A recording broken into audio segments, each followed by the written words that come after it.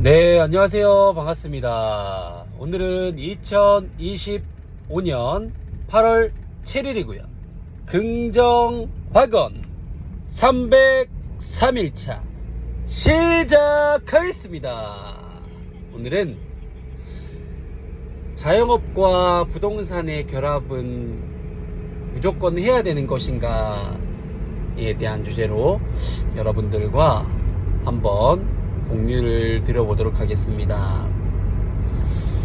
뭐 무조건 해야 된다도 아니고 아예 거들떠도 보지 말아야 된다도 아니고 적절하게 내가 여건이 되는 한 틈틈이 공부를 하고 기회를 노려야 되는 거는 맞는 것 같습니다. 왜냐하면 만약에 내가 3억을 투자를 해서 이제 식당을 하나 오픈을 했는데 한 달 수입이 1,000만원이에요.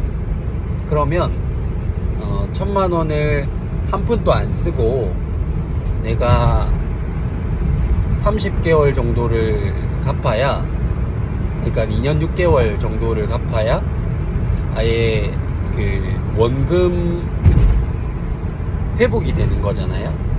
이제 그렇게 하고 나서 이제 그 이후부터는 실질적인 내 돈인데 한 푼도 안 쓰고 1,000만원씩을 30개월 동안 갚기도 어렵지만 요즘에는 더더군다나 너무나 경쟁이 과열되면서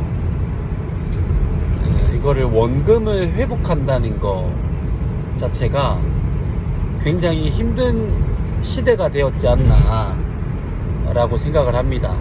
그러면은 돈을 잘 벌 때도 있겠지만 돈을 못 벌 때도 있을 거고, 계속적인 그런 이 오르락 내리락을 통해서 이제 지속적으로 이 사업을 영위해 가야 되는 그런 상황인데, 과연 진짜 음식 장사만 해가지고 내가 지역의 1등 아니면 조그마한 동네의 1등이 되지 않는다면 아마 이게 돈을 꾸준하게 벌기란 힘들지 않을까 생각을 합니다. 물론 음식 장사 해가지고 돈 많이 버는 사람도 있습니다만, 그런 사람은 진짜 그 지역의 1등이 아니고서는 쉽지 않다라는 거고, 그리고 언제까지 우리가 계속 장사를 또 할 수 있는 부분은 아니기 때문에 결국 자산을 늘려간다는 것은 현금을 늘린다는 게 아니고 내 자산을 늘린다는 것은 결국 부동산과 결합이 되어야 된다고 생각을 합니다.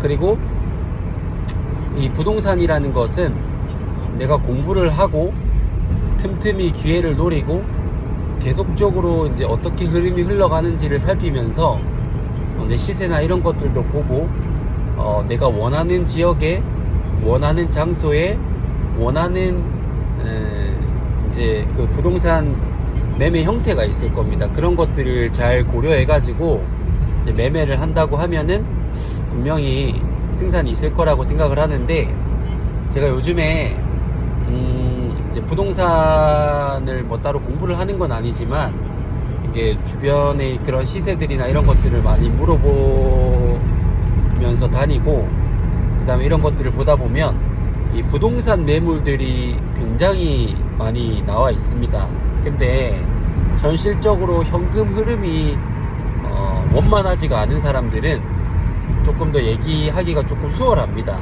왜냐면 여유가 있지 않기 때문에 빨리 팔아서 그거를 현금화 시키길 원하거든요. 근데 현금이 좀 많은 사람들은 더 때를 기다리거나 그런 경우들도 많죠. 그러면은 이런 부동산 매물이 쏟아지는 지금 이 현 시점에 내가 만약에 돈이 있었다라고 하면은 좋은 기회나 타이밍을 잡을 수 있는 그런 확률들이 굉장히 많이 올라가는 거예요. 근데 저는 이제 풋살 아카데미를 하고 있으니까 오를 대로 오른 그런 상가나 건물들에 투자를 해가지고 그거를 뭐 매입해서 이렇게 장사를 하는 것은 사실 많은 무리가 있고요. 그만큼의 이제 수익성을 내기가 힘들기 때문에 많은 무리가 있고, 처음에는 제가 생각하는 이상적인 그림은 처음에는 이제 도심 부근에서 조그만한 실내 구장으로 이제 시작을 해서 이제 돈을 조금 모아가지고 틈틈이 이제 기회를 보다가 조금은 도심에서 떨어진 곳에 이제 땅을 매입을 해서 이제 같이 이제 이제 축구 교실을 운영을 하는 형태가 제가 생각하는 이 축구 교실의 좀 이상적인 그림이 아닌가라는 그런 생각을 해봤습니다. 이 예체능에 다 해당되는 건 아닌 것 같고요.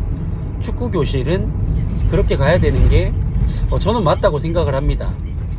왜냐하면 결국 축구 교실이 이제 실내 구장이 있어도 그 실내 구장을 가지고 선수반까지 운영을 한다는 것은 쉽지가 않고, 조금 큰 실내 구장을 이제 한 100평 정도 되는 구장을 도심 부근에 잡게 되면은 보통 평균적으로 월세가 최소 못해도 350에서 400, 조금 비싸면 한 500 정도를 웃돌기 때문에 이제 학원 업태에서 500만 원씩을 내고 운영을 한다는 것 자체가 쉽지는 않단 말이죠. 그러면은 그 내는 돈을 결국 토지 매입을 해서 이제 이자를 내고 이제 하는 형태로, 처음부터 이제 그렇게 할 수는 없고, 조금 자리를 잡는다 하면은 조금 거리가 있더라도 그래도 이제 크게 인원수가 빠지지 않으면서 이제 내가 내 땅에서 비즈니스를 할 수 있는 그림을 그릴 수가 있기 때문인 부분이거든요. 그러면은 또 이게 부동산 매입을 하는 게 무조건 정답이냐? 또 그건 아닙니다. 왜냐하면 우리가 임대차 계약서를 쓰고 거래를 하는 것은 2년이면 2년, 3년, 3년 이렇게 이제 3년을 장사하고, 만약에 장사가 안 된다 그럼 이 가게를 정리를 할 수가 있는 거고, 뭐 이렇게 다른 선택지를 들 수가 있는 건데, 뭐 옮기든 뭐 하든 이런 다른 선택지를 줄 수 있는 건데, 만약에 이제 땅을 매입을 해서 뭐 이게 건물을 매입을 해서 이제 하게 되는 경우에는, 만약에 장사가 안 돼서 월세를 내지 못하는 상황이면 이제 거기에 따른 이제 은행 이자에 대한 그런 독촉 전화부터 시작을 해서, 그리고 이제 이거는 뭐 내가 1, 2년 한다고 해서 뭐 안 할 수 있는 게 아니고 계속 이자는 나가는 상황이기 때문에, 이제 부동산이 매매가 이루어지지 않으면, 거래가 되지 않으면은 계속적으로 나는 마이너스를 안고 가야 되는 그런 굉장히 힘든 상황에 놓이기 때문에, 현금 흐름이 원만하고 그리고 뭔가 충분하게 이제 원활하게 그 이자를 낼 만큼 돌릴 수 있는 그런 사업적인 수완이 있다라고 하면은, 그렇게 이제 건물을 매입을 하거나 부동산을 매입을 해서 하는 것이 조금 더 현명하지 않나 라고 생각을 합니다. 무턱대고 하는 것은 저는 반대고요. 조금 경험을 쌓고 실력을 쌓아서 내공이 충분한 상태에서 충분하게 내가 현금을 원만하게 만들 수 있다라고 하면은, 자산을 증식하는 데는 부동산과 저는 그때쯤이 되면 무조건 결합을 해야 된다고 생각을 합니다.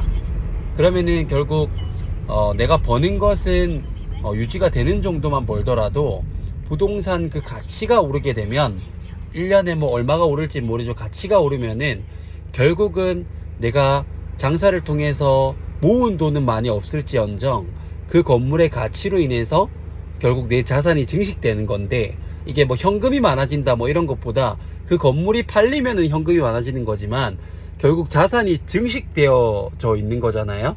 그렇게 해서 결국 이 내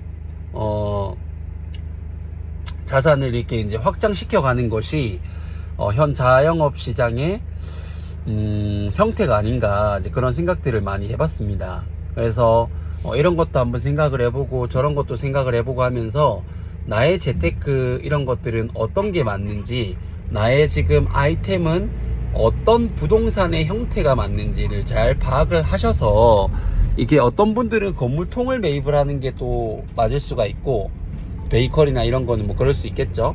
그리고 어떤 분들은 그냥 조그마한 상가 하나를 매입을 해서 하는 게 맞을 수 있고, 또 어떤 분들은 땅을 매입을 해서 하는 게 맞을 수도 있으니까, 근데 아이템과 접근성이나 이런 것들을 잘 고려하셔가지고 한번 그 구조를 짜보시는 게 조금 더 이제 현실적이고 좀 지혜로운 방법이 아닌가 라고 생각을 해봤습니다.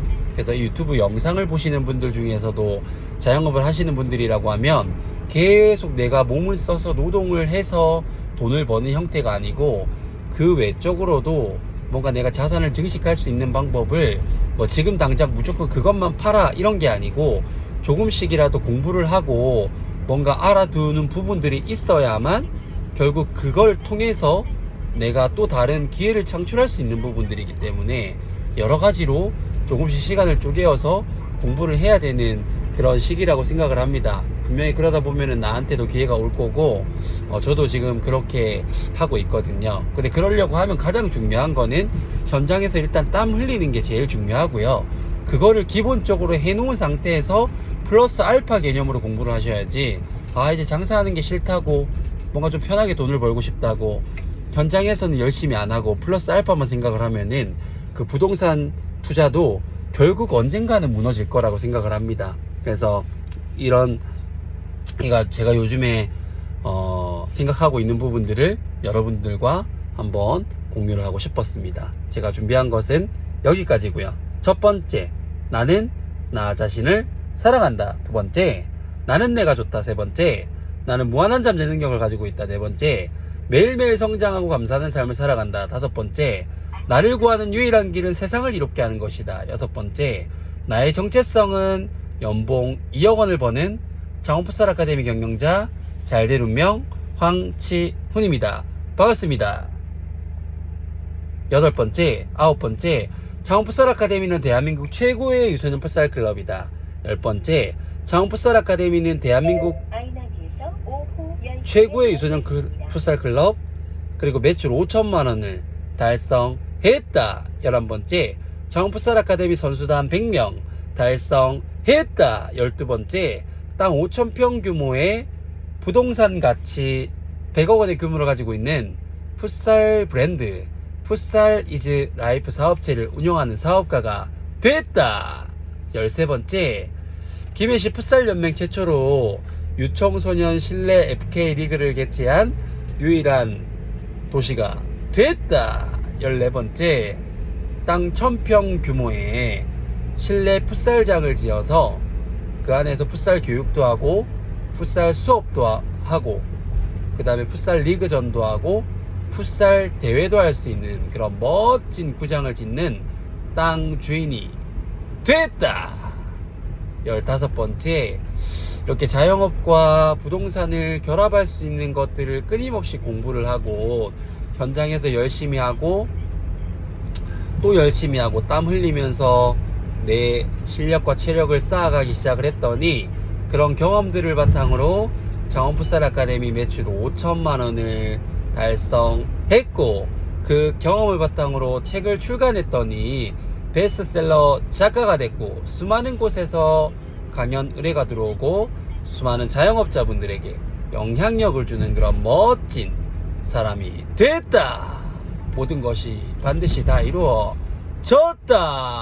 감사합니다.